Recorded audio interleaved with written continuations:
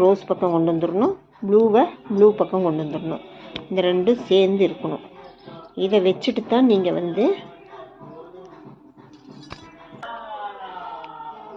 இந்த ரெண்டு ஒயர் வச்சுக்கோங்க.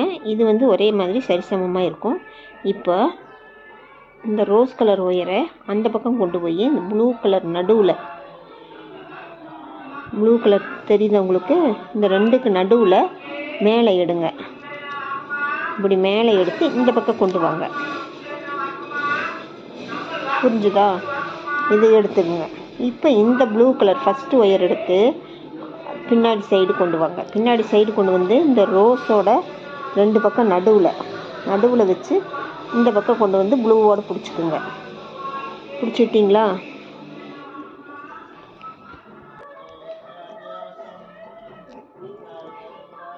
பாருங்கள். இப்போ இந்த ரோஸ் கலர் எடுத்துகிட்டு போய் அந்த ப்ளூ கலருக்கு இந்த நடுவுலேருந்து இப்படி கொண்டு வரணும்.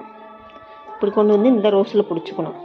அதே மாதிரி இந்த ஃபஸ்ட்டு ஒயர் இருக்கிறது வந்து அடிவழியாக வந்து அப்படியே இந்த ரோஸ் கலருக்கு நடுவில் விட்டு அப்படியே பிடிச்சிக்கணும்.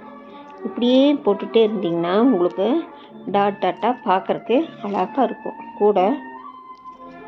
அப்புறம் இப்படி நெருக்கிட்டிங்கன்னா உங்களுக்கு ஷார்ப்பாக இருக்கும், நல்லாயிருக்கும். ஒயரை நல்லா இழுத்து விட்டுட்டிங்கன்னா உங்களுக்கு கரெக்டாக இருக்கும். இழுத்துட்டு போடுங்க கரெக்டாக. அப்பப்போ நீங்கள் இழுத்து விட்டுட்டிங்கன்னா லூஸ் ஆகாது. ஒயர் வந்து நல்லா டைட்டாக இருக்கும். என்னோடய சேனல் சப்ஸ்கிரைப் பண்ணலைன்னா சப்ஸ்கிரைப் பண்ணுங்கள். என்னோடய ஒயர் பேக்கெல்லாம் நிறைய போட்டிருக்கிறேன். என்னோடய சேனலில் நீங்கள் பாருங்கள். ஒவ்வொரு சேனல்லையும் இருக்கும். உங்களோட ஆதரவு எனக்கு எப்பவும் வேணும்.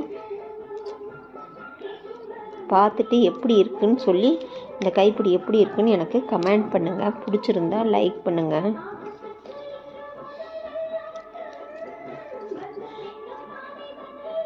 முறுக்கு கைப்பிடி நிறைய கைப்பிடி இருக்குது. இது வந்து உங்களுக்கு ரொம்ப ஈஸியாக இருக்கும், பார்க்குறக்கு ரொம்ப நல்லாவும் இருக்கும், நல்லா டைட்டாக இருக்கும் இந்த கைப்பிடி.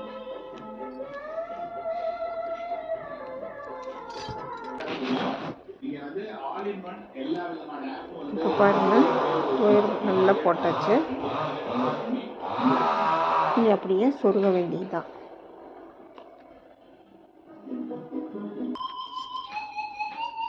இது பாருங்கள், இந்த பக்கம் போட்டுட்டேன்.